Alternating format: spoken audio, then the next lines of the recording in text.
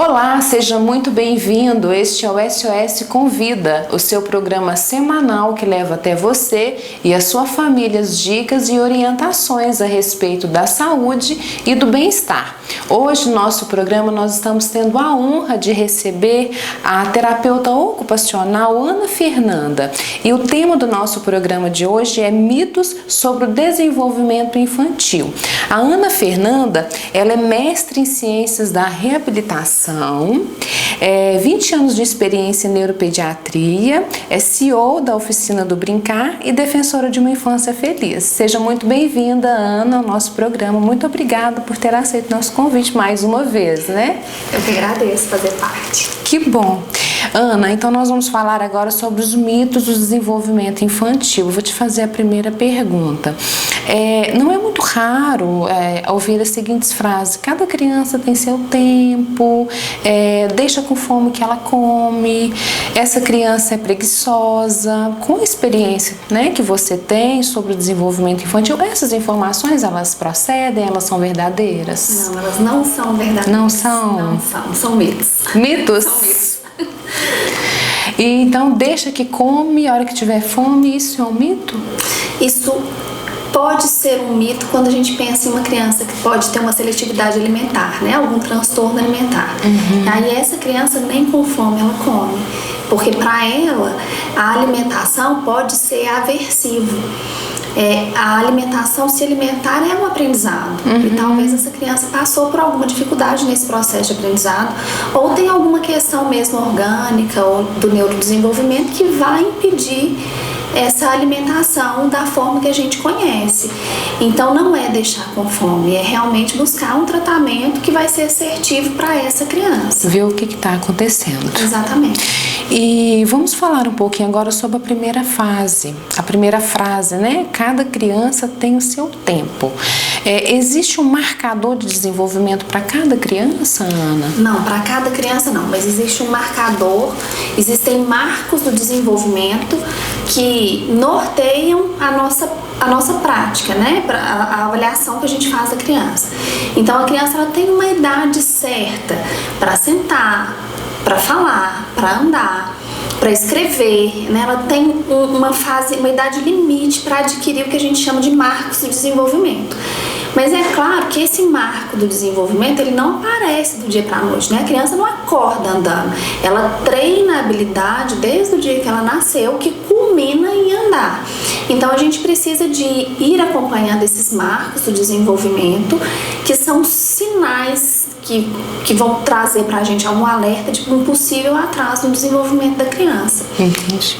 Então, nós temos que ficar de olho. De olho.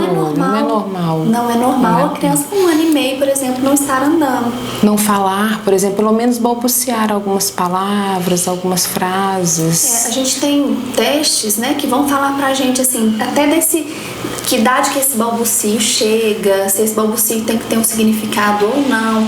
Então a gente tem esses marcadores do desenvolvimento, a gente tem a possibilidade de fazer uma triagem do desenvolvimento e precocemente identificar dificuldades e fazer a intervenção precoce. E essa intervenção precoce, ela muda totalmente o prognóstico que essa criança vai ter. E você falou sobre fazer esse prognóstico. Por exemplo, tem um pai nos assistindo agora e está com uma criança de 1 ano e meio. A criança não balbucia nada, não fala nada. Ele tem que procurar uma terapeuta ocupacional para ver, para fazer esses testes? Ele tem que procurar um profissional que trabalhe com esse acompanhamento do desenvolvimento. Esse primeiro momento da triagem de um atraso, ele pode ser feito inclusive no posto de saúde, na consulta de puericultura, ou na consulta pediátrica, né? E aí esse atraso do desenvolvimento, sim, se o pai entende, se o profissional que acompanha a criança entende que existe um atraso, é importante o encaminhamento e a avaliação mais específica, né? Ah, sim. E Ana, sobre a questão alimentar, o famoso deixa com fome que come. O fato de uma criança não se alimentar bem, mesmo que haja estímulo, pode indicar algum problema no desenvolvimento dessa criança? Pode, a gente não pode generalizar, porque pode ser que tenha Cada caso é um caso. Isso, cada caso é um caso. Mas Sim, o transtorno alimentar ele pode aparecer como comorbidade de alguns transtornos do desenvolvimento.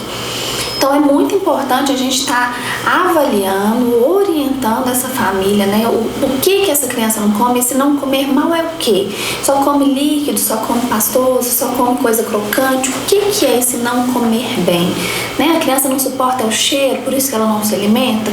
Então fazer essa avaliação muito bem feita, e aí sim essa avaliação desse sistema sensorial é feita assim especificamente com um terapeuta ocupacional. Com um terapeuta ocupacional. Sim. Ótimo. E a partir de qual idade é possível identificar que uma criança é apática, indiferente às brincadeiras, e se isso é um sinal de alerta? Sim. Eu costumo falar assim, não existe criança preguiçosa. Se você fala assim, esse menino meu aqui não tá falando, ele é preguiçoso para falar, ele tá preguiçoso para andar. Não, isso é um alerta. Isso é um sinal importante que precisa de ser levado em consideração. Então, nós temos protocolos de acompanhamento do desenvolvimento desde o momento que a criança nasce, né? A criança assim com uma semana, com 2 semanas, então nós temos protocolos desde o nascimento. Então por isso que a consulta de puericultura, a consulta de acompanhamento, ela é tão importante. Muito importante. É porque se a criança tá quietinha, eles costumam dizer, os mais velhos, né? Preste atenção, se essa criança tá muito quietinha, tem alguma coisa de errado com ela. Ela tá doente, tem alguma coisa de errado. A criança não fica quieta. Não fica quieta. É interessante, né? A mãe, às vezes, quando o filho tá doente, ela liga pro pediatra, ela fala assim, meu filho tá doente, ele não tá nem brincando. A gente fala, tá quietinho, não fez nenhuma arte hoje. E eu gostaria que você falasse um pouquinho sobre a fase de ouro. Nós temos muitas dúvidas e o que é, né? E quando ela se inicia? A fase de ouro, ela se inicia com a gestação, na gestação. E finaliza ali próximo ao 2º, 3º ano de vida. A gente fala que é uma fase de ouro porque nessa fase é formada a arquitetura cerebral. É a fase da nossa vida toda, de todo o nosso desenvolvimento, onde acontece o maior número de sinapses que vai acontecer em toda a nossa história. Então esse é um momento onde o nosso sistema nervoso está apto, ele está sedento de receber estímulo, ele está sedento de aprendizagem, né? Então se a gente para pensar, o bebezinho ele sai de uma posição de total dependência, todo deitadinho, para num tempo de 1 ano mais ou menos, ele passa a andar, passa uma total independência, né, para poder pegar as coisas. Então, se a gente pensa no desenvolvimento, isso é muito grande. É muita aquisição de habilidade num período muito curto. Então, por isso que a gente chama de fase de ouro, que é o momento onde a gente vai ter o maior desenvolvimento de toda a nossa história de vida. Gestação até 1 ano mais ou menos de idade. De 2 a 3 anos. Até 3 anos, que é esse momento de ouro, que nós podemos dizer. Exatamente. Sim. E qual a importância dos pais ou dos professores na vida das crianças nessa fase de ouro? Porque geralmente 2, 3 aninhos, às vezes a criança já está na escolinha, né? Sim. Principalmente oferecer oportunidade. Deixar ir pro chão, deixar engatinhar, deixar sentar, deixar experimentar o alimento com a mão, deixar brincar na grama, oferecer possibilidades para o desenvolvimento. Eu falo assim que as sensações, elas são alimentos para o nosso cérebro. Sim. Então a gente precisa de permitir que essa criança sinta. E para que essa criança sinta o mundo, perceba o mundo, só através da autorização, da permissão do adulto que a acompanha. Sim, pisar descalço, pegar areia com a mão. Tem criança que põe na boca, né? E até comida. A gente vê muito assim, os pais não deixarem a criança pegar o alimento com a mão para não sujar. Meu Exatamente. Deus, realmente tem muito isso Tem. mesmo. Aí fica aquela criancinha toda impecável, mas não sente esse mundo maravilhoso. Eu brinco você que tá a dizendo. criança, ela não sabe nem de onde vem. Parece uma colher de algum lugar e coloca o Na alimento boca dela. ela não sabe nem de onde que vem aquilo. É verdade. E eu gostaria de encerrar o programa com uma mensagem para os pais, uma mensagem sua para os pais, para os profissionais, sobre a importância de um olhar atento para o desenvolvimento das crianças. Ana, por favor. O desenvolvimento, ele é maravilhoso.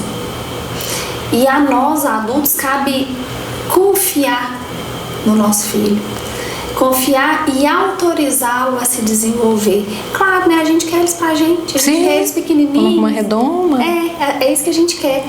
Mas é muito importante, assim, oportunizar, oferecer oportunidades, possibilidades de estimulação, de experimentar o mundo, mas principalmente brincar. Brincar é coisa séria, né? A brincadeira é para criança, assim como o trabalho é para nós adultos. Então a criança precisa brincar. Precisa de ter brinquedo caro? Não precisa. Precisa de ter momento certo para brincar? Não precisa. A gente precisa de oferecer para a criança um ambiente que favoreça o desenvolvimento dela. Claro que aqui eu tô falando de crianças neurotípicas, né? As crianças atípicas, elas vão precisar de um brincar mais direcionado. Mas, de um modo geral, né? A criança com desenvolvimento normal, brincar. Vamos brincar. Vamos brincar. Ana Fernanda, muito obrigada. Foi um prazer recebê-la aqui. Prazer foi meu. Que bom. E para você que nos acompanhou até aqui, nós deixamos o nosso abraço e não se esqueça, o nosso encontro é marcado na próxima semana e nós esperamos por você. Um beijo e até lá.